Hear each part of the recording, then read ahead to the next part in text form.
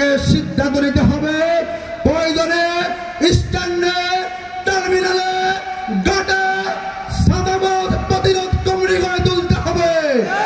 চাঁদাবাজদেরকে সামাজিকভাবে বয়কট করতে হবে। আমরা অনুরোধ করব আইন শৃঙ্খলা বাহিনীর প্রতি, চাঁদাবাজের কোনো দল নাই। যেই ব্যক্তি শ্রমিকের কাছ থেকে টাকা নিবে, ওই লক্ষ্মীপুরের যে সিনেমার থেকে টাকা নিবে, ফুটপাত থেকে টাকা নিবে, তাকে গ্রেফতার করতে হবে।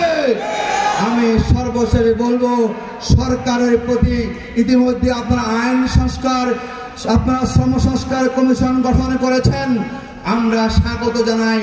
আমরা অনুরোধ করব এমন ভাবে আপনারা আইন করুন যাতে করে 53 বছরের শ্রমিক বৈষম্যের অবসান এই আইনের মধ্যে দিয়ে সংগঠিত হয়। আমরা সরকারকে বলবো, আপনারা দ্রব্য মূল্য নিয়ন্ত্রণ করুন, আপনারা শ্রমিকদেরকে রেশনিং এর ব্যবস্থা করুন, শ্রমিকদের সন্তানদেরকে বিনামূল্যে পড়ালেখার ব্যবস্থা করুন, শ্রমিকদেরকে স্বল্প মূল্যে চিকিৎসার ব্যবস্থা করুন এবং এই বৈষম্য আন্দোলনে যারা শহীদ হয়েছেন সকল শ্রমিক পরিবারকে আপনারা পুনর্বাসন করুন।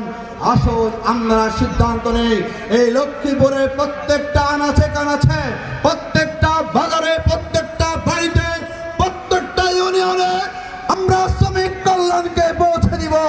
আমাদের আদর্শের কথা, সততার কথা, নৈতিকতার কথা, মুক্তির কথা, কল্যাণের কথা আমরা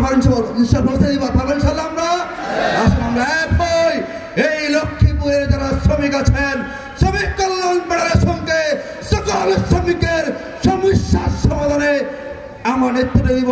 আল্লাহ রাব্বুল আলামিন আগামী দিনে লক্ষ্মীপুর সহ সারা বাংলাদেশে শ্রমিক কল্যাণ ফেডারেশনকে শ্রমিকের বন্ধু হয়ে কাজ করার তৌফিক দান করুক। আল্লাহ হাফেজ। বাংলাদেশ জিন্দাবাদ। বাংলাদেশ শ্রমিক কল্যাণ ফেডারেশন জিন্দাবাদ। আল্লাহ হাফেজ। আসসালামু আলাইকুম ওয়া রাহমাতুল্লাহি ওয়া বারাকাতুহু।